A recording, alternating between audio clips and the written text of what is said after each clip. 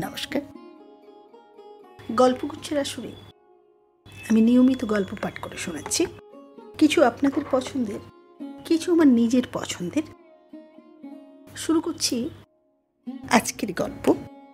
প্রখ্যাত সাহিত্যিক, ঔপন্যাসিক শ্রী তারাশঙ্কর বন্দ্যোপাধ্যায়ের একটি ছোট গল্প উল্কা। গল্পটি আমি দুটি পর্বে পরিবেশন করছি। আজ শেষ পর্ব।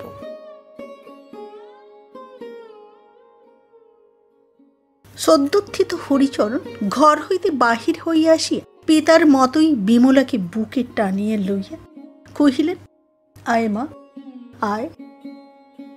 সেই অন্ধকার রাত্রে জ্যোতি বেলগা ত্যাগ করিয়া চলিল। কোথায় যাইবে, কি করিবে, কিছুই স্থির নাই, তবুও চলিল। চলিতে চলিতে সে 2 ক্রোশ দূরবর্তী রেল স্টেশন রশিদপুরে আসিয়া উপস্থিত হইল।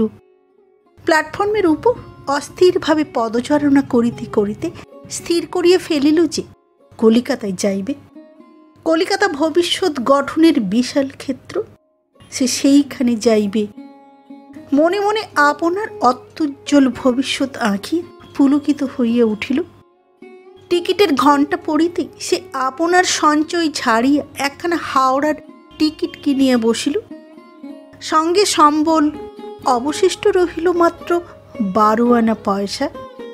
আর কতদিন আগের এক বৃদ্ধির 2টি কথা, সে অসাধারণ, তাহার বিশেষত্ব আছে। উত্তেজনার মুখে অল্প সামর্থ্যের কথা জ্যোতির খেয়ালের মধ্যেই আসে নাই। সে তখন বিভোর ছিল কল্পনার তুলিকায়, ভবিষ্যতের চিত্রাঙ্কনে। ভোরের দিকে ট্রেন যত কলিকাতার নিকটবর্তী হইতে লাগিল, ততই এই চিন্তা তাহাকে অস্থির করিয়া তুলিল। সম্বল 12 আনা পয়সা। বারবার গণনা করিয়া দেখিল, সেই 12 আনা একটি পয়সাও বাড়িল না। তবে সে কোথায় যাইবে, কেমন করিয়া চলিবে? দারুণ উৎকণ্ঠায় সে অস্থির হইয়া উঠিল। তবে কি সে ভিক্ষা করিয়া? তাহার উদ্দাম বিদ্রোহী আত্মা সাড়া দিয়ে উঠিল, না না না। তবে সমস্ত অন্তর চিৎকার করিয়া কহিল, সামর্থ্য আছে, হাত পা আছে, খাটিয়াও তো সে খাইতে পারিবে। পরম নিশ্চিন্ত হইয়া সে খাড়া হইয়া বসিল। ট্রেন আসিয়া হাওড়া স্টেশনে দাঁড়াইল। বিপুল জনস্রোত, বিশাল সৌধ, অগণ্য মোটর, গাড়ি ঘোড়া মুহূর্তেই তাহাকে অভিভূত করিয়া ফেলিল। কিন্তু ওই মুহূর্ত পরে যদি সে আবেশ কাটাইয়া সেই বিপুল জনস্রোত ঠেলিয়া অগ্রসর হইল। কিছু দূরে আসিয়াই সে দেখিল, ফার্স্ট ক্লাস হইতে একটি সাহেবী পোশাক পরিহিত বাঙালি ভদ্রলোক দাঁড়াইয়া, সঙ্গে স্তূপীকৃত মালপত্র। কুলিরা সেই সব মালপত্র উঠাইতেছে। সে সেইখানে দাঁড়াইয়া গেল। মনে মনে ভাবিল, এইখানে হইতেই কাজ আরম্ভ করিলেই তো হয়। কয়েক পদ অগ্রসর হইয়া তাহার মন কেমন করিয়া উঠিল। হায়, শেষে কুলিগিরি এই লোকারণ্যের মাঝখানে! আবার তাহার বিদ্রোহী উদ্দাম জীবনধারা সাড়া দিয়ে উঠিল। সে সংকোচ কাটাইয়া দৃঢ় পদক্ষেপে অগ্রসর হইয়া মালের নিকট দাঁড়াইয়া কহিল, আপনার আর কুলির দরকার হবে কি? লাগেজ তুলব? ভদ্রলোকটি জ্যোতির দীপ্ত সৌন্দর্যময় মুখের পানে ও পরিষ্কার পরিচ্ছন্ন বেশভূষার পানে চাহিয়া কহিলেন, তুমি, আপনি কুলি? প্রশ্নে জ্যোতির সর্বদেহ মন কেমন যেন তীব্র অস্বীকারের ভঙ্গিতে নড়িয়া উঠিল। কিন্তু মুহূর্তে নিজেকে সামলাইয়া বিকৃত স্বরে কহিল, হ্যাঁ। স্বরটা তাহার শূন্য গর্ভ কাংসপাত্রের ভিতর দিয়া কথা কহার মতোই অস্বাভাবিক। ভদ্রলোকটি তাহার মুখপানে চাহিয়া কহিলেন, হ্যাঁ, কুলি চাই। এই বলিয়া তিনি স্টেশনের কুলিদিগকে কি ইঙ্গিত করিয়া দিয়া কহিলেন, আপনি এইগুলো তুলুন। ওই মোটরে তুলতে হবে, এই এই হ্যান্ডব্যাগটা, হ্যাঁ, এই সোডার বাস্কেট, হ্যাঁ, আর এই টিফিন ক্যারিয়ারটা। না না, ওটা এঁটো, ওটি থাক। আমি নিচ্ছি ওটা, আর এই জলের কুঁজোটা। এদিকে ভারী মোটগুলি স্টেশনের কুলিরা তুলিয়া দিতেছিল। সমস্ত তোলা হইলে ভদ্রলোকটি কাহাকে ডাকিয়া কহিলেন, আয় মা নীলা, আয়। যদি এতক্ষণ দেখে নাই, ভদ্রলোকটির অদূরে দাঁড়াইয়াছিল একটি তরুণী, শুভ্র পদ্ম করুকটির মতো শুভ্র কোমল লাবণ্যময়ী, আয়ত চোখ, পাতলা দুটি ঠোঁট, প্রস্ফুট গোলাপের সজীব রক্তিম লাবণ্যে ভরা। শুধু নাকটি নিটুল বাঁশির মতো নয়, একটু খেঁদা ভাব, কিন্তু তাহাতেই যেন তাহার সৌন্দর্য বৃদ্ধি করিয়েছিল। সদ্য ফোটা রজনীগন্ধার মতো তাহার তরুণ দীঘল দেহখানি, পাক দিয়া ঘুরাইয়া কাপড়খানি পরা, কান দুটি ঢাকিয়া রেশমের মতো নরম কালো চুলে অপরূপ ছাদে এলো খোঁপাটি বাঁধা। যদি তাহার মুখপানে তাকাইয়া কেমন মোহবিষ্টির মতো হইয়া গেল, ভদ্রতার খাতিরে চোখ পর্যন্ত নামাইতে ভুলিয়া গেল। মেয়েটি জ্যোতির দৃষ্টির সম্মুখে লজ্জায় নত হইয়া ধীরে ধীরে পিতার অনুসরণ করিয়া গাড়ির ভিতরে উঠিয়া বসিল। কুলিরা তখন মোটরের নিকট ভিড় জমাইয়াছে। তাহাদিগকে বিদায় করিয়া দিয়ে ভদ্রলোকটি একখানি 10 টাকার নোট জ্যোতির হাতে দিলেন। জ্যোতি নোটখানি দেখিয়া ফেরত দিবার ভঙ্গিতে হাত বাড়াইয়া কুণ্ঠিত স্বরে কহিল, আমার কাছে তো চেঞ্জ নাই। ভদ্রলোকটি কহিলেন, বাবা, আমি তো চেঞ্জ দিবার জন্য দিই নাই, তবে ভিক্ষা। ভিক্ষা ধারণা মাত্রই যদির সমস্ত রক্ত যেন চড়াত করিয়া মাথায় উঠিয়া গেল। সে অপমানে মুখ চোখ লাল করিয়া দম্ভ ভরেই উত্তর দিল, তবে কি আমায় ভিক্ষা দিলেন? ভদ্রলোকটি শশব্যস্তে কহিলেন, ছি ছি, ও কথা কি বলে? তুমি যে দায়ে পড়ে কুলিগিরি করছো তা দেখেই বোঝা যায়, তাই বিপদে কিছু সাহায্য। যদি তেমনি মাথা উঁচু করিয়েই উত্তর দিল, সেও তো প্রকারান্তরে ভিক্ষা। সে তো আপনার কাছে আমি চাইনি, তাহলে তো আপনার কাছে হাত পেতে দাঁড়ালেই হতো, মাল বইবার কোনো দরকার হতো না। আমার ন্যায্য মজুরি যা তাই দিন। আমি ঠিক জানি না কত আমার পাওনা, স্টেশনের রেট কি, কারণ আমি এর আগে কলকাতা কখনো আসিনি। ভদ্রলোকটি কেমন স্তম্ভিত হইয়া এই দর্পিত কুলিটির পানে চাহিয়া রহিলেন। প্রশংসা বিস্ময় ক্ষণে ক্ষণে তাহার মুখে খেলিয়া যাইতে লাগিল। সহসা মেয়েটি মোটর হইতে ঝুঁকিয়া যদির প্রসারিত হস্ত হইতে নোটখানি তুলিয়া লইয়া কহিল, কি কি নামিয়েছেন আপনি? সুটকেস, সোডার বাস্কেট আর জলের কুঁজো, এই 3টে। কেমন? এই রে, স্টেশনের রেট অনুযায়ী 3টে মোটের 3 আনা পয়সা। বলিয়া একটা আনি ও একটা 2 আনি জ্যোতির হাতে আলগোছে ফেলিয়ে দিল। জ্যোতি এবার অতুল বিশ্ব সেই অপরূপ লাবণ্যময়ী তেজস্বী সব প্রতিভ মেয়েটির পানে চাহিয়া রহিল। হাত তখনও তার প্রসারিত, আর হাতের উপর একটি আনি, একটি 2 আনি। ভদ্রলোকটি সহসা কহিলেন, দেখুন, আমার সঙ্গে আমার মোটরে বাড়ি পর্যন্ত গিয়ে যদি মালগুলো নামিয়ে দেন তবে বড় সুবিধে হয়। আমাদের ওখানে কুলি মেলে নাকি না? ভদ্রলোকটি তখন মোটরে চড়িয়েছেন, মোটর চলিতে শুরু করিয়েছে। তিনি জ্যোতির হাত ধরিয়া টানিয়া কহিলেন, আসুন আসুন, নইলে আমাদের বড় অসুবিধে হবে। জ্যোতির ইচ্ছা হইল চিৎকার করিয়া বলে, তোমার অসুবিধায় আমার কি? কিন্তু গাড়ির ভিতর পানে একবার তাকাইয়া মোটরের ফুটবোর্ডে লাফাইয়া উঠিয়া পড়িল। ড্রাইভার তাহার পার্শ্বের আসনে স্থান নির্দেশ করিয়া দিতে সম্মুখের দরজা খুলিয়া দিতে যাইতেছিল, কিন্তু বৃদ্ধ ভিতরের দরজা খুলিয়া দিয়া কহিলেন, না না, ওখানে মাল রয়েছে, এইখানে এসো, এইখানে। ভদ্রলোকটি মোটরে বসিয়ে ধীরে ধীরে জ্যোতিকে তাহার পরিচয় জিজ্ঞাসা করিতে জ্যোতি বলিল, আমার নাম জ্যোতি রায়। আমার সংসারে কেউ নাই। কলকাতায় এসেছি রোজগারের চেষ্টায়। এর বেশি আর আমার বলবারও নাই, কারো জানবারও কিছু নাই। ভদ্রলোকটি কহিলেন, আপনি কতদূর পড়েছেন? জ্যোতি কহিল, ইংরেজি স্কুলে ফার্স্ট ক্লাস পর্যন্ত পড়েছি, তবে ইংরেজি একটু ভালোই জানি, মাস্টার মশাইরাও বলতেন। ভদ্রলোকটি কহিলেন, তাইতেই চলবে, ও বেশি পড়াশোনার বিশেষ দরকার নেই, আর আমি সব শিখিয়ে নেব। আপনি আমার পার্সোনাল অ্যাসিস্ট্যান্টের কাজ করবেন। জ্যোতি যেন একটু চমকিয়ে তাহার মুখের দিকে চাহিল।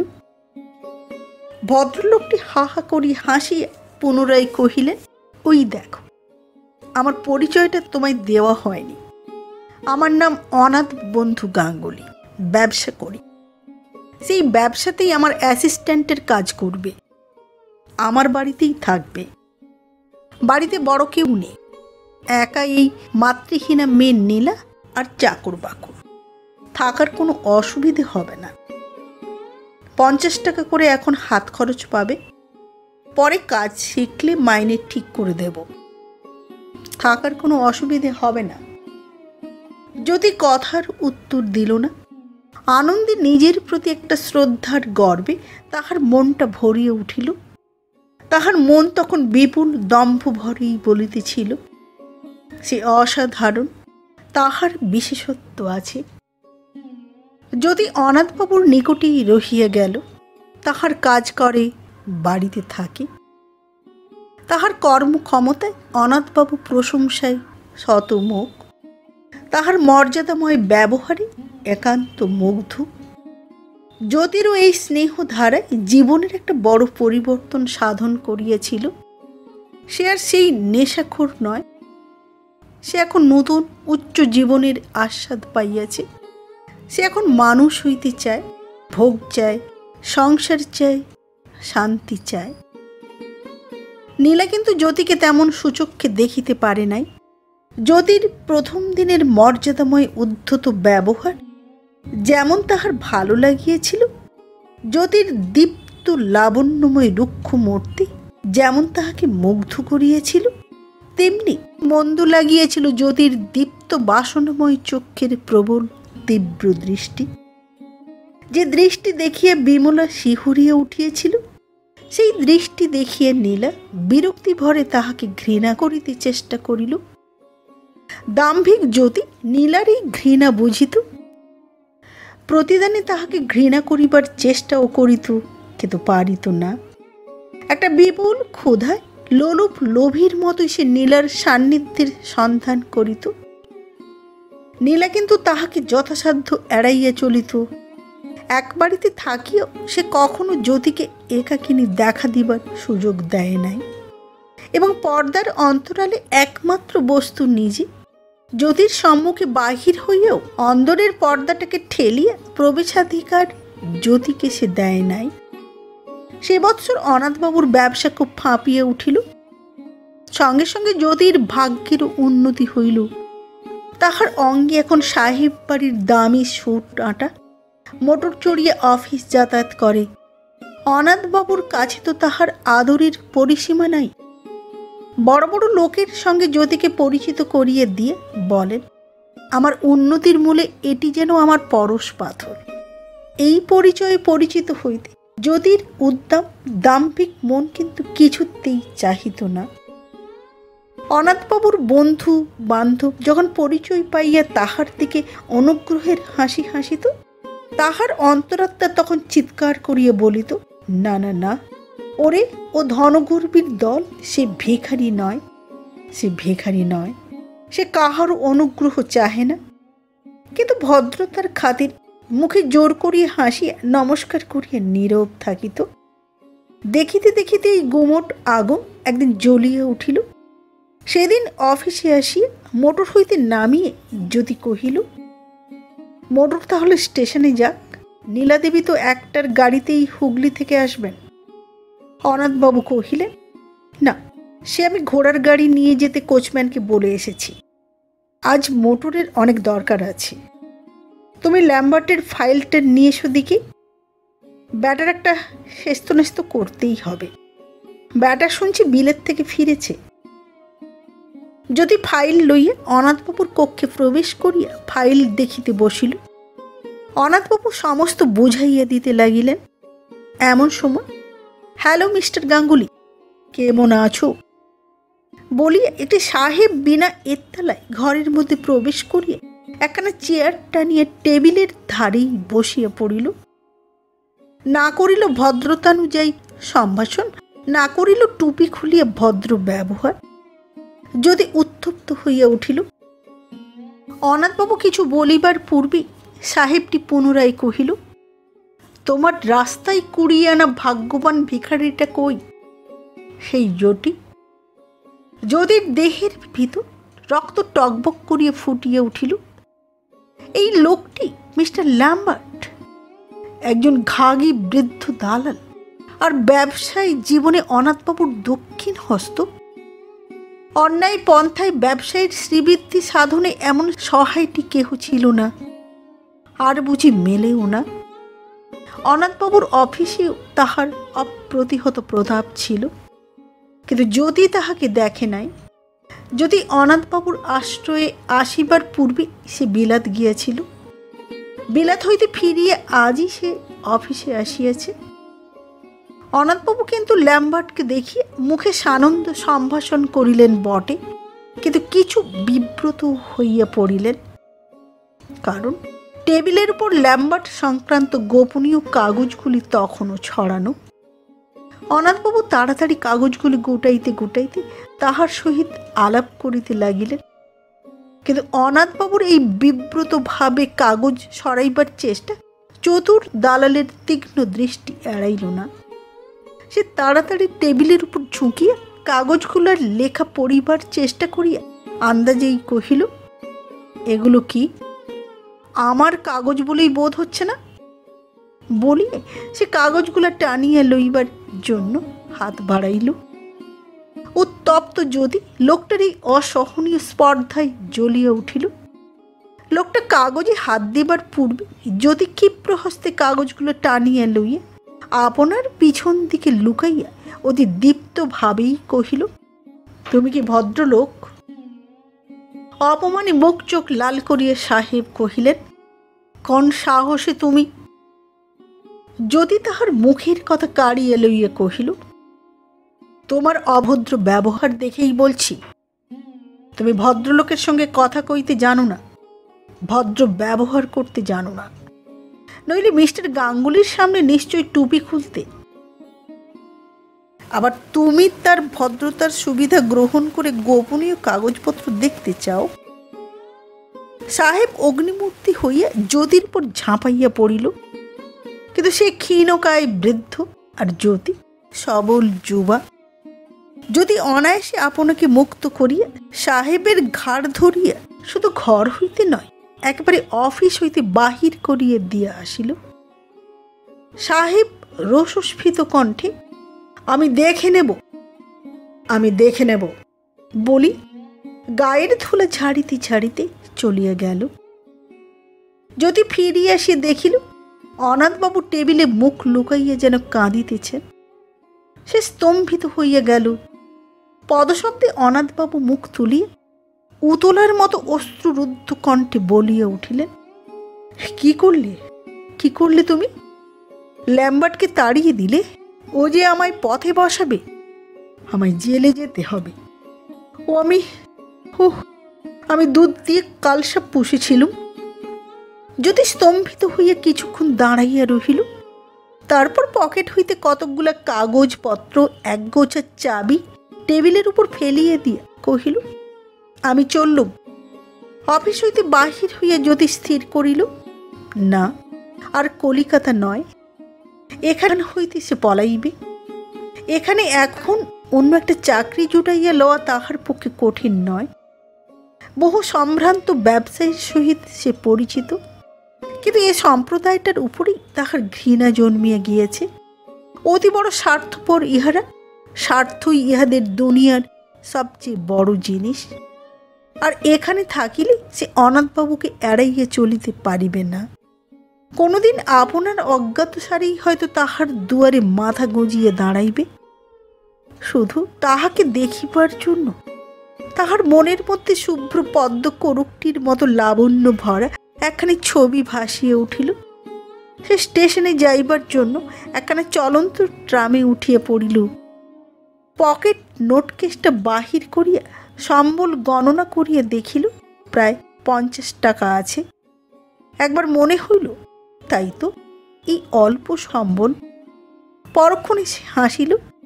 মনে পড়িল তাহার কলিকাতা আসার কথা, আর সঙ্গে সঙ্গে মনে পড়িল এক পল্লীবাসী বৃদ্ধের 2টি কথা।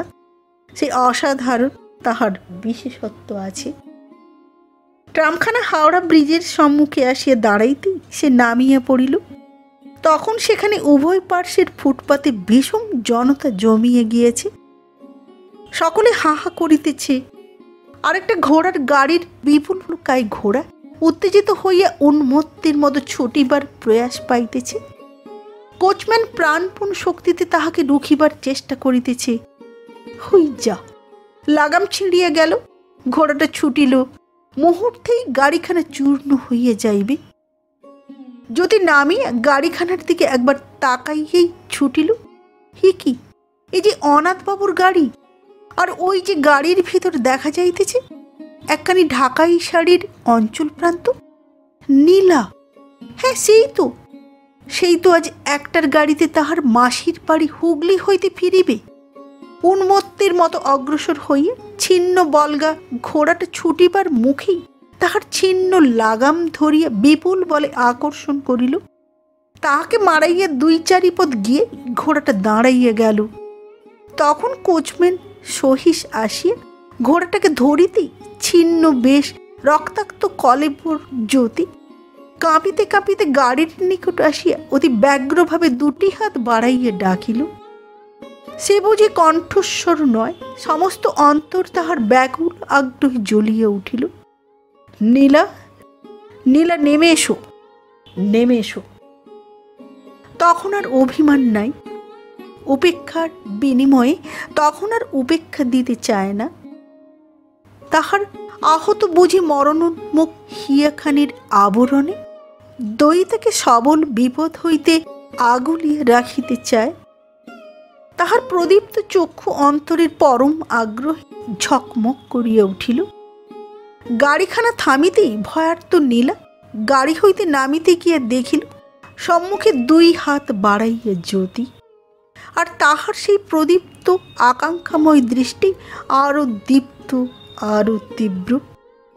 নীলা নামিতে নামিতে কহিল, না না, সরে যান আপনি।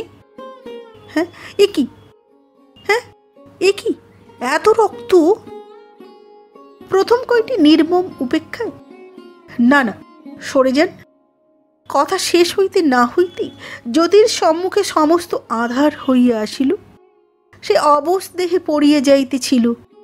পার্শ্বস্থ সহিষ্টা ঘোড়া ছাড়িয়া জ্যোতিকে ধরিতে ধরিতে কহিল, বাবুই তো ঘোড়া রুকলেন দিদি, না তো আজ সব কইরি जान चला जाता। বহুত চোট লাগা হে। নীলা তাড়াতাড়ি জ্যোতির অবশ দেহটা আপনার বাহু বেষ্টনে আঁকড়াইয়া ধরি সহিষ্টার বাহু হইতে একরূপ কাড়িয়ে লইয়ে কহিল, জলদি একখানা ট্যাক্সি ডাকো, জলদি, হাসপাতাল নিয়ে যেতে হবে। তারপর জ্যোতির রক্তাক্ত দেহের উপর ঝুঁকিয়ে পড়িয়া ডাকিল, সমস্ত অন্তর ফাটাইয়াই ডাকিল, জ্যোতিবাবু, জ্যোতি, জ্যোতি, ওগো জ্যোতি। 3 দিন পর জ্যোতির জ্ঞান হইল। তখন সে মেডিকেল কলেজ হাসপাতালে। ধীরে ধীরে সব তাহার মনে পড়িল। সশঙ্ক জনতা, উন্মত্ত ঘোড়াটা, আর গাড়ির মধ্যে পাংশুমুখ ভয়ার্ত নীলা। তাহার সমস্ত অন্তরাত্মা ব্যাকুল হইয়া উঠিল। নীলা, নীলা ভালো আছে তো? এমন সময় একটি ছাত্র আসিয়া তাহাকে সচেতন দেখিয়া সানন্দে কহিল, এই যে আপনার জ্ঞান হয়েছে, এই যে অনাথবাবু আর নীলিমা দেবী যদি ব্যগ্র কণ্ঠে বলিয়া উঠিল, নীলা ভালো আছে। ছাত্রটি কহিল, তিনি তো ভালোই আছেন, তার তো কোনো আঘাত লাগেনি। সঙ্গে সঙ্গে আবছায়া ঝাপসা ছবির মতো বাকিটুকু তাহার মনে জাগিয়া উঠিল। পাংশুমুখ নীলা গাড়ি হইতে নামিতেছে, তবু তাহার পানে দৃষ্টি পড়িতেই সে মুখে উঠিল ঘৃণা, আর কানে বাজিয়া উঠিল কটি কথা। না না, সরে যান, আপনি সরে যান। জীবনের উপর মমতা পর্যন্ত যেন তাহার ঘুচিয়া গেল। ছাত্রটি কহিল, তারা এসেছেন আপনাকে দেখতে, ডাকি তাদের? যদি উত্তেজিত হইয়া কহিল, না না, আমি কারোর সঙ্গে দেখা করতে চাই। ছাত্রটি শশব্যস্তে কহিল, না না, কেউ আপনার সঙ্গে দেখা করতে আসবেন না। আপনি শান্ত হন, আপনি শান্ত হন।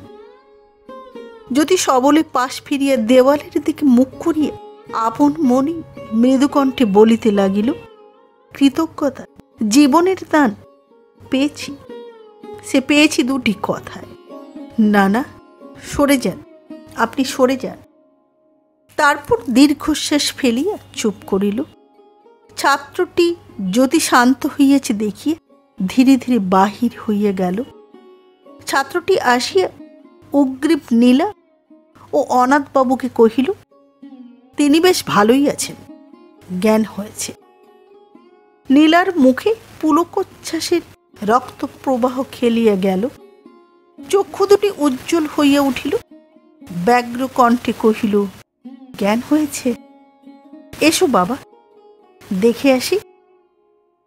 আমাদের কথা বলেছেন তাকে, তিনি বোধহয় আমাদের অপেক্ষা করে আছেন, দেখি আসি।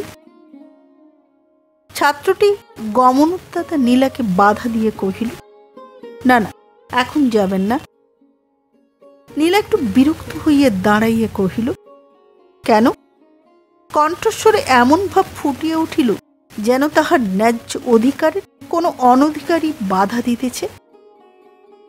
ছাত্রটি মাথা চুলকাইয়া কহিল, মানে এখন আপনাদের সঙ্গে দেখা হওয়া নিরাপদ নয় আর কি। হয়তো তিনি উত্তেজিত হয়ে উঠবেন, তাতে করে ক্ষতি হতে পারে। এই কয়দিনের চিন্তায় শীর্ণ পাংশুমুখ অনাথবাবু স্খলিত কণ্ঠে কহিলেন, না না, আজ তাহলে দেখা করে কাজ নেই মা নীলা, কাল দেখা করব। নীলা ম্লান নেত্রে একবার পিতার পানে চাহিয়া ফিরিল, পদদ্বয় যেন অবশ ক্লান্ত। তখন মনে তাহার জাগিতেছিল সাগ্রহে প্রসারিত এক ব্যাকুল বাহুবেষ্টন, আর কানে বাজিতেছিল পরম মিনতি ভরা কটি কথা, নীলা, নীলা, নেমে এসো। ঠিক তখনই দেওয়ালের দিকে মুখ ফিরাই ব্যথা হতো জ্যোতি ভাবিতেছিল দুজনের কথা। তাহার মনে শুভ্র পদ্ম কোরকটির পাশে ফুটিয়ে উঠিয়াছিল শ্যাম লাবণ্যে ভরা লজ্জিতা একটি অপরাজিতা। নীলার পাশে বিমলার ছবি। এই দীর্ঘ বৎসরাধিক কালের মধ্যে অনেকবার বিমলা তাহার মনের দ্বার প্রান্তে ভিখারিনীর মতো দাঁড়াইয়াছে, কিন্তু নীলার ছবি আসিয়া সে দ্বার রুদ্ধ করিয়া দিয়ে তাহাকে ফিরাইয়া দিয়েছে। কিন্তু আজ বিমলা নীলার পাশেই দাঁড়াইয়াছে, নীলা তাহাকে ফিরাইতে পারিতেছেন না। যদি ভাবিতেছিল কত পার্থক্য দুয়ে।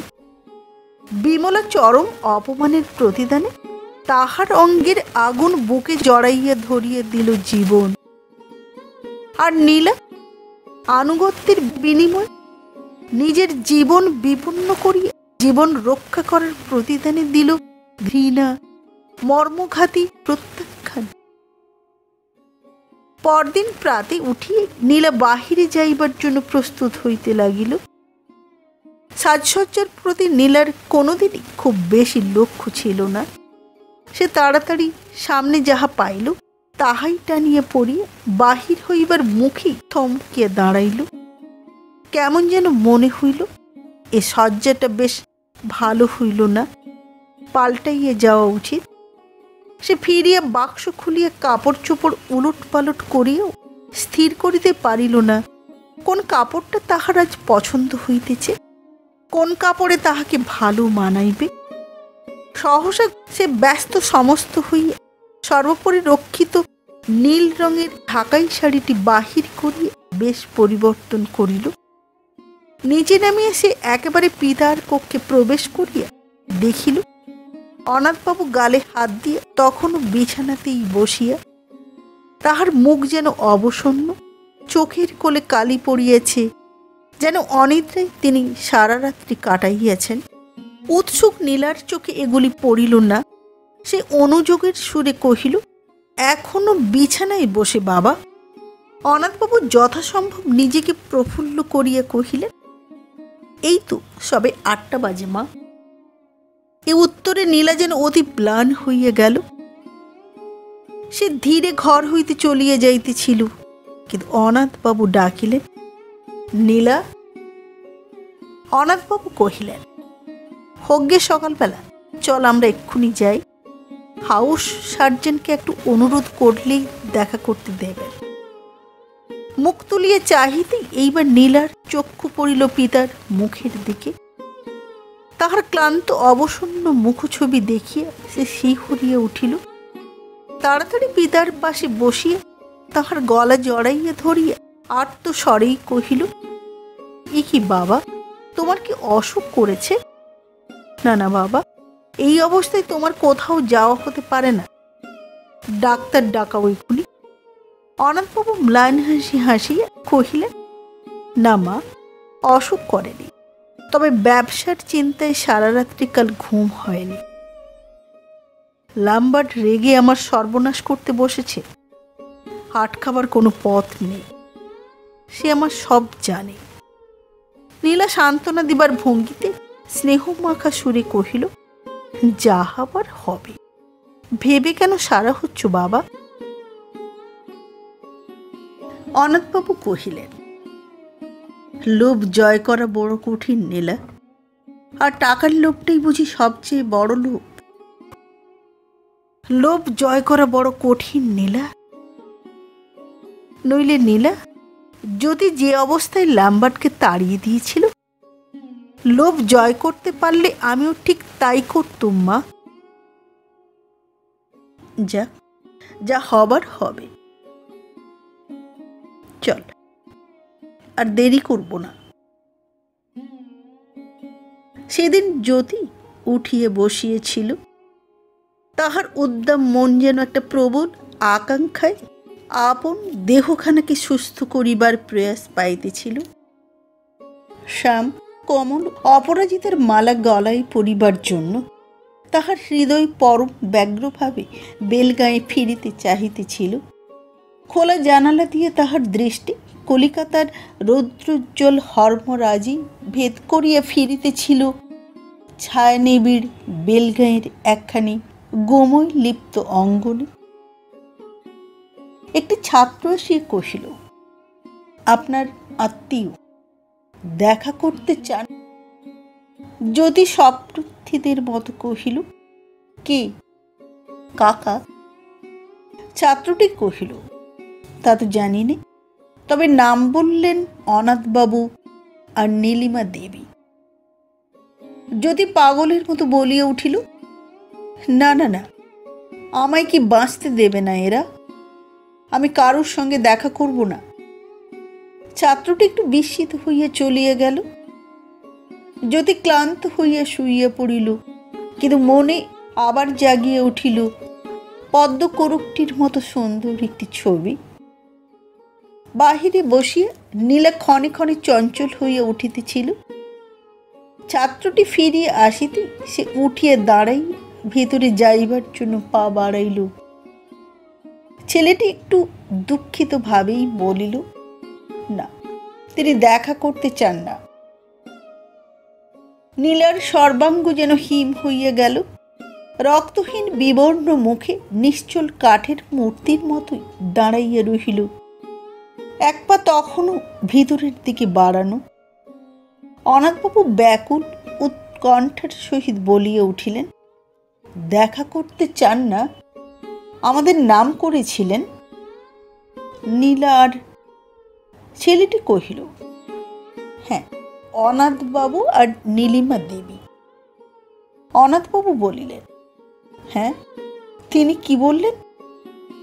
ছেলেটি কহিল, নাম শুনেই তিনি উত্তেজিত হয়ে উঠে বললেন যে তিনি, শেষটা বলিতে যেন সে কুণ্ঠিত হইতেছিল। অনাথবাবু যেন কথার সুরটি ধরাইয়া দিয়ে কহিলেন যে তিনি দেখা করতে চান না। ছেলেটি এবার কহিল, হ্যাঁ, তিনি দেখা করতে চান না। নীলা এবার ফিরিল।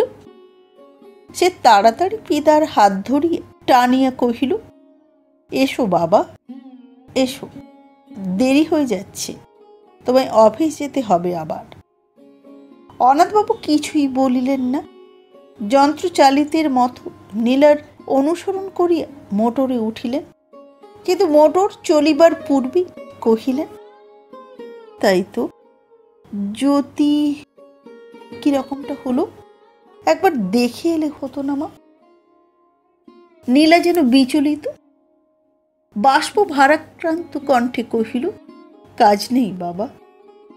অনাথবাবু কহিলেন, সে রোগী মানুষ মা, তার উপরে রাগ। বন্যার বাঁধ মানিল না। নীলা দুই হাতে আপন মুখখানি ঢাকিয়া ফেলিল, কিন্তু শরীরটা কাঁপিয়া কাঁপিয়া উঠিতেছিল। অনাথবাবু তাড়াতাড়ি উঠিয়া কহিলেন, আমি দেখে আসি, সে নিশ্চয়। নীলা পিতার হাত দুইটা চাপিয়ে ধরিয়া বাধা দিয়ে কহিল, না না না। জ্যোতির মনে আপনা আপনি ফুটিয়া উঠিতেছিল পদ্মকরুকটির মতো নীলা। কোনো ক্রমেই সে ছবি মুছিয়ে যায় না, মুছিয়ে যায় আবার জাগে। দিঘির মুখে পদ্মকরুকটি যেন তরঙ্গ হিল্লোলে এই ডুবে এই ভাসে। জ্যোতির সমস্ত অন্তর তিক্ত হইয়া উঠিল। সে নীলার আকর্ষণ কাটাইতে কলিকাতা ছাড়িয়া পলাইতে ব্যগ্র হইয়া উঠিল, কিন্তু কোথায়?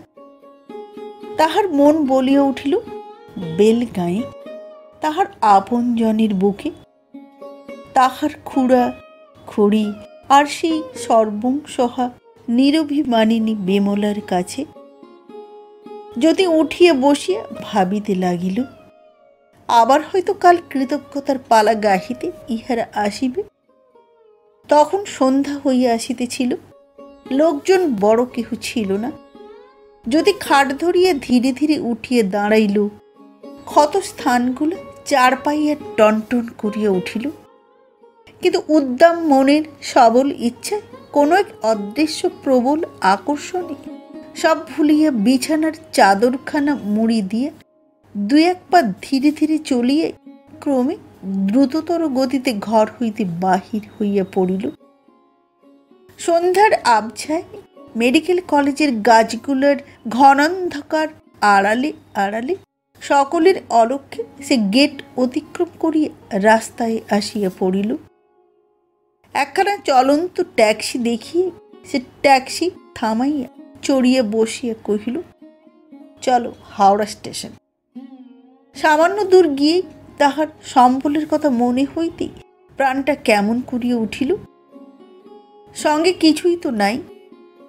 দারুণ অস্বস্তিতে দুই হাতে মুঠি বাঁধিতেই হাতের আংটিটার কথা তাহার মনে পড়িয়া গেল। একটা পরম আশ্বস্তির নিঃশ্বাস ফেলিয়া সে ট্যাক্সি চালককে কহিল, পেলে রাধা বাজার চলো, ওর যারা ধীরে সে ভাই। পরদিন অনেকটা বেলাতেও নীলা উঠে নাই। মনের সঙ্গে যুদ্ধ করিতে করিতে সারা রাত প্রায় ঘুমাইতে পারে নাই। বারবার সে নিজেকে নিজেই প্রশ্ন করিয়াছে, তাহার জন্য কেন এ আকর্ষণ? তাহাকে তো কখনো পাই নাই। ভালো আমি তাহাকে বাসি নাই, ঘৃণাই করিয়াছি। বরাবরই তো দূরেই ঠেলিয়া রাখিয়াছি। মন বলিয়াছে আকর্ষণ হইবে না। মন কহিল, তাহাকে যে ভালোবাসো, আর পাওনা বা কি করিয়া? সে তো আপনাকে দিয়েছিল, কিন্তু দাম্ভিক আর ধর্মই যে পাওয়া জিনিসকে দূরে ঠেলিয়া বাহ্যিক উপেক্ষা দেখানো। আবার সে বলিল, কিন্তু একটা কথা ভুল হইল, ভালো আমি তাহাকে বাসি নাই, ঘৃণাই করিয়াছি। মন কহিল, সর্পের চুম্বন গরল না ঢালিয়া হয় না, দাম্ভিকার ভালোবাসা ঘৃণার ভিতর দিয়েই আত্মপ্রকাশ করে। শেষে হার মানিয়া ভোরের দিকে ক্লান্ত অবসন্ন হইয়া সে ঘুমাইয়া পড়িয়াছিল। অনাথবাবু আর্তস্বরে ডাকিয়া কহিলেন, নীলা, নীলা মা, সর্বনাশ হয়েছে মা, সর্বনাশ হয়েছে। পিতার আর্তস্বরে নীলা ধর্মর করিয়া উঠিয়া তাড়াতাড়ি শিথিল বসন সংযত করিয়া লইয়া বাহিরে আসিতে অনাথবাবু আর্তস্বরেই কহিলেন, সর্বনাশ হয়েছে মা, জ্যোতিকে পাওয়া যাচ্ছে না। হাসপাতাল থেকে এই মাত্র টেলিফোন করলে। কাল সন্ধ্যের সময় সে লুকিয়ে বেরিয়ে কোথায় চলে গেছে। পাষাণ মূর্তির মতোই অপলক নেত্রে নিস্পন্দ নীলা দরজার বাজু ধরিয়া দাঁড়াইয়া রহিল। শতব্যগ্র প্রশ্ন অন্তরে ঠেলিয়া উঠিলেও মুখ দিয়ে একটি কথাও বাহির হইল না। এমন সময় একজন চাকর আসিয়া কহিল, রাধাবাজারের ঘোষমশাই এসেছেন। ঘোষমহাশয় অনাথবাবুর জুয়েলার। অনাথবাবু কহিলেন, না না, এখন যেতে বলে দে। চাকরটা কহিল, তিনিই বললেন, জ্যোতিবাবুর কি খবর? অনাথবাবু ব্যস্ত হইয়া চলিতে চলিতে কহিলেন, জ্যোতি, জ্যোতি কোথায় ঘোষমশাই? বৃদ্ধ জুয়েলার ঘোষমহাশয় কহিলেন, কাল সন্ধ্যের সময় মশায়, জ্যোতিবাবু বুকে পিঠে ব্যান্ডেজ বাঁধা, আমার দোকানে এসে হাজির। এই আংটিটা আমায় দিয়া বললেন 100খানি টাকা দিতে হবে, বিশেষ দরকার, দেশে যাবেন। আংটিটা এই সেদিন আমার দোকান থেকেই 150 টাকায় কিনেছিলেন। আমি বললুম, সে কি, গাঙ্গুলি মশাই কি বলবেন? তা ভদ্রলোক আমার হাত দুটো চেপে ধরে বললেন, না না, সে সময় আমার নেই, দেখছেন না হাসপাতাল থেকে বাড়ি যাচ্ছি, এই অবস্থায় কি তারা আমায় বাড়ি যেতে দেবেন? আংটি আপনাকে রাখতে হবে না, আপনি আমার খড়বনি পোস্ট, বেলগ্রাম, ভায়া রশিদপুর, এই ঠিকানায় ভিপি করে দেবেন, আমি ছাড়িয়ে নেব। কি করব, টাকা দিলুম। আজ সকালে ভাবলুম আপনারা তো খবর জানেন না, তা খবরটা দিয়ে আসি। অনাথবাবু ব্যগ্রভাবে কহিলেন, কি ঠিকানা বললেন? বলিয়া পকেট হইতে নোটবুক বাহির করিয়া লিখিতে উদ্যত হইলেন। ঘোষ বলিলেন, খড়বনি পোস্ট, বেলগাম, ভায়া রশিদপুর। অনাথবাবু লিখিয়া লইয়া আর দাঁড়াইলেন না। বৃদ্ধ ঘোষ যে বসিয়া রহিলেন, তাহাকে আর একটা কথা পর্যন্ত না কহিয়া তাড়াতাড়ি ভিতরের দিকে ছুটিলেন। নীলা, নীলা, পেয়েছি, সন্ধান পেয়েছি। বৃদ্ধ ঘোষ হাঁ করিয়া বসিয়া রহিলেন। অল্পক্ষণ বসিয়া থাকি তিনি ধীরে ধীরে উঠিয়া যাইতেছেন। এমন সময় অনাথবাবু যেমনভাবে ছুটিয়ে ভিতরে গিয়েছিলেন, তেমনি ভাবেই ছুটিয়ে আসিয়া কহিলেন, হ্যাঁ হ্যাঁ, এই ঠিকানা ঠিক তো ঘোষমশাই? হ্যাঁ। তখন সবেমাত্র প্রভাতের আলো ফুটিতেছে, মানুষ তখনও জাগে নাই। বেলগাঁয়ে হরিচরণের চণ্ডী মণ্ডপের সম্মুখে জ্যোতি একখানা গাড়ি হইতে গাড়োয়ানের সাহায্যে নামিয়া দরজায় দাঁড়াইয়া ব্যগ্র কণ্ঠে হাঁকিল, কাকা। ওই একটিবার ডাকিয়ে যদি হাঁপাইয়া উঠিল।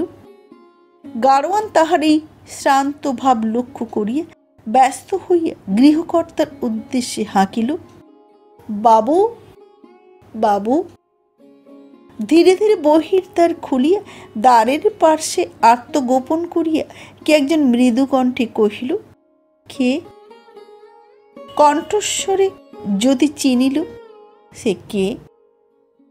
ব্যাকুল কণ্ঠে ডাকিল, বিমলা, আমি আমি জ্যোতি। কে কে কে তুমি এসেছ বলিয়া মুরলীধ্বনি উৎকর্ণা কুরুঙ্গিনীর মতোই চকিতে সম্মুখে আসিয়া দাঁড়াইল বিমলা। শুভ্র বসনা, নিরাভরণা, রুক্ষ মূর্তি।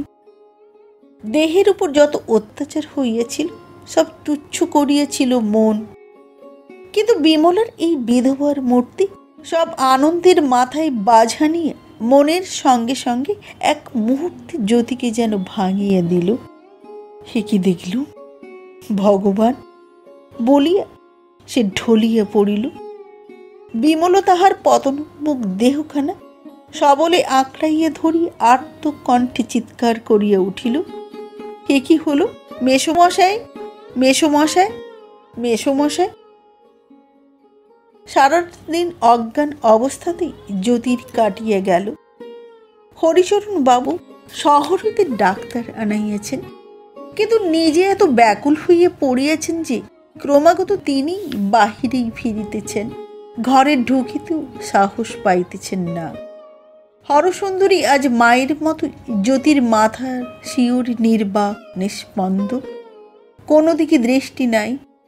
জ্যোতির পাণ্ডুর মুখপানে চাহিয়ে বসিয়া আছে, আর অন্তর্খানি দেবতার পায়ে মাথা কুটিয়ে বনিতেছে। আর বিমলা যেন মূর্তিমতী সেবা কর্মিষ্ঠা মেয়েটি 2 হাতে 10 হাতের পরিচর্যা করিয়া যাইতেছে। জ্যোতি নিস্পন্দের মতো শুইয়া মাঝে মাঝে অস্ফুট কণ্ঠে 2-1টি কথা বকিয়া যাইতেছে। হরিচরণ ডাক্তারকে জিজ্ঞাসা করিলেন, ডাক্তারবাবু, ভালো হবে তো? জ্যোতি আমার বাঁচবে তো? ডাক্তার কহিলেন, দেখুন, এখন মিথ্যে স্তোক দিয়ে লাভ নেই। আহত দুর্বল শরীরে উনি বড় পরিশ্রম করে এসেছেন, এটা হচ্ছে তারই প্রতিক্রিয়া। এটা যদি কাটিয়ে উঠতে পারেন তবেই, কিন্তু সে ভগবানের হাত। হরিচরণের 2 চক্ষে হু হু করিয়া অশ্রু ঝরিয়া পড়িল। তিনি আবার কহিলেন, জ্ঞান হবে না? 2টো কথা কইতে পাব না? ডাক্তার কহিলেন, ভালোর দিকে গেলে তো জ্ঞান হবেই, আবার মন্দ হলেও অনেক সময় শেষ দিকে জ্ঞান হতে পারে। হ্যাঁ মশাই, এইটি কি জ্যোতি রায়ের বাড়ি? বলিয়া উদ্ভ্রান্তির মতো অনাথবাবু প্রবেশ করিলেন। সঙ্গে সবের মতো পাংশুমুখী নীলা ও অপর একটি ভদ্রলোক, হাতে চামড়ার ব্যাগ, পকেট হইতে স্টেথিস্কোপ উঁকি মারিতেছিল। হরিচরণ বিস্মিত হতভম্বের মতো কহিলেন, কে আপনি? কে আপনি কে? এমন সময় বিমলা বাহিরে আসিয়া কহিল, জ্ঞান হয়েছে বোধ হয়, চোখ মেলে তাকাচ্ছেন। একসঙ্গে অনাথবাবু, হরিচরণ সকলেই ব্যগ্র সমস্ত হইয়া জ্যোতিকে দেখিবার জন্য অগ্রসর হইলেন। কিন্তু অনাথবাবুর সঙ্গী ভদ্রলোকটি সকলের পথ রোধ করিয়া কহিলেন, না না, তা হতে পারে না, এখন কেউ যেতে পাবেন না, রোগীর অনিষ্ট হতে পারে। সকলে দাঁড়াইয়া গেলেন। কিন্তু নীলা, পথ ছাড়ুন বলিয়া ভদ্রলোকটির হাত ঠেলিয়ে দিয়ে তরঙ্গিনীর মতোই অগ্রসর হইয়া বিমলাকে কহিল, আমায় নিয়ে চলুন, কোথায় তিনি আছেন নিয়ে চলুন। বিমলা আসিয়া সংবাদ দিবার পর হইতেই এই মেয়েটিকে লক্ষ্য করিতেছিল। তাহার প্রতিটি ভঙ্গিটি পর্যন্ত তাহার দৃষ্টি অতিক্রম করে নাই। সে সাদরে তাহার হাত ধরিয়া কহিল, এসো ভাই, তোমার নাম বোধ হয় নীলা। নীলা? নীলা সবিস্ময়ে কহিল, আপনি কেমন করে জানলেন? বিমলা কহিল, অসুখের ঘোরে সারাক্ষণই যে তোমার নাম করছিলেন, তাই শুনেছি, আর বেরিয়ে এসেই তোমার মুখ দেখেই চিনেছি তুমি সেই। নীলা, একটু আস্তে, আমার পেছনে থাকো, হয়তো তোমায় দেখে চমকে উঠতে পারেন। নীলাকে পিছনে করিয়ে ঘরে প্রবেশ করিয়ে বিমলা দেখিল যদি ছোট ছেলেটির মতোই হরসুন্দরীর গলাটি জড়াইয়া ধরিয়াছে, আর হরসুন্দরী অঝোর ঝরে কাঁদিয়া ঝরঝর অশ্রু ধারায় তাহাকে অভিষিক্ত করিতেছেন।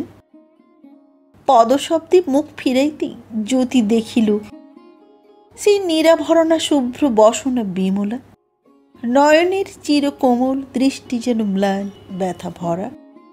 জ্যোতির মনে হইল সে দৃষ্টি যেন কত অব্যক্ত অনুযোগে ভরা। একটু অস্ফুট আর্তনাদ করিয়া জ্যোতি দুই হাতে মুখ ঢাকিল। বিমলা কিন্তু অতি সহজভাবেই কত স্নেহ সরস কণ্ঠে কহিল, দাদা। কথার আখর দুটি, কিন্তু ওই দুটি আখরেই কত কথা কহিয়া গেল। সুরটুকুতেই কত সান্ত্বনাই জ্যোতিকে দিল, বুকের বোঝা কত হালকা করিয়েই দিল। সে মুখ খুলিয়া বিমলার মতোই দৃষ্টিতে সেই কণ্ঠে ডাকিল, বোন। বিমলা বোনের মতোই আবদারের সুরে কহিল, বেশ লোক তুমি দাদা, 1.5 বছর তো কোথায় ডুবে থাকলে, খবরটা পর্যন্ত নেই। তা না হয় নাই, কিন্তু বৌদিদের খবরটা তো দিতে হয়। জ্যোতির অন্তরটা ধক করিয়া জ্বলিয়া উঠিল। একটি শুভ্র পদ্ম কোরকের ছবি আবার ভাসিয়া উঠিল। সে ছবি যেন ম্লান, বুঝিবা ঝরিয়া পড়িবে। জানি না সে উত্তেজনা না যাতনা। যদি আর্তকণ্ঠে ফুকরাইয়া উঠিল, নীলা, নীলা। আবার যেন তাহার জ্ঞান টুটিয়া যাইতেছিল। বিমলা ও হরসুন্দর সশঙ্ক হইয়া উঠিলেন, নীলা, নীলা, নীলা। সমস্ত ঘরটা যেন ধ্বনিয়া উঠিতেছিল, নীলা। নীলার থাকিতে পারিল না। সে বিমলাকে ঠেলিয়া ছুটিয়ে গিয়ে যদির বিছানায় আছাড় খাইল। যদির মুখের উপর ঝুঁকিয়া আর্তকণ্ঠে ডাকিল। সে ডাক বুঝিবা প্রাণ ফাটিয়ে বাহির হইল, কথা কও, কথা কও। যদি যেন প্রাণপণে আত্মসংবরণ করিয়া 2 হাতে নীলার মুখখানি ধরিয়া কহিল, নীলা, নীলা। বলিতে বলিতে সে নীলার মুখটি আরো নিকটে টানিয়ে আনিয়া বিকার তৃষ্ণায় তাহার ওষ্ঠ ও গণ্ড চুম্বনে প্লাবিত করিয়া দিল। সকলের উপস্থিতির জন্য নীলার সর্বাঙ্গ লজ্জায় সংকুচিত হইয়া গেল। তথাপি সে মুখ সরাইল না। লজ্জাতেই হোক বা তৃপ্তিতেই হোক নীলা চক্ষু মুদিত করিল। তাহার মনে হইতে লাগিল সেইটুকু আঘাতে যদির হৃৎস্পন্দন অকস্মাৎ বন্ধ হইয়া যাইতে পারে। পক্ষান্তরে খেয়ালের খেয়ালে বাধা না দিলে প্রসন্নতার জন্য তাহার সকল ব্যাধি দূরে যাইতে পারে। নীলার অধরে সেই মৃত সঞ্জীবনী পান করিয়া সত্য সত্যই মৃত্যু পথযাত্রী জীবনের পথে ফিরিল। দুয়ারে তখন একজন বৈরাগী একতারা যোগে গাহিতেছিল, বহুদিন পরে বধুয়া এলে, দেখা তো হতো না পরাণ গেলে। জ্বলন্ত উল্কা সর্বং সহা শ্যাম কোমলা ধরণীর মতো বিমলার বুকে পড়িয়ে বিশ্বের সর্বসুখ তাহার নষ্ট করিয়াছিল। যাহার আঁচে হরিচরণ হরসুন্দরী অনাথবাবু ঝলসিয়া গেলেন, সেই আজ নীলার কণ্ঠহারের মধ্যমণি রূপে দীপ্তি পাইতে লাগিল। নমস্কার। উল্কা গল্পটি পাঠ করে শোনালাম। সঙ্গে থাকুন। ভালো লাগলে চ্যানেলটি সাবস্ক্রাইব করুন, লাইক করুন, শেয়ার করুন। আবার দেখা হবে আগামী পর্বে একটি নতুন গল্প নিয়ে। আজকের মতো নমস্কার।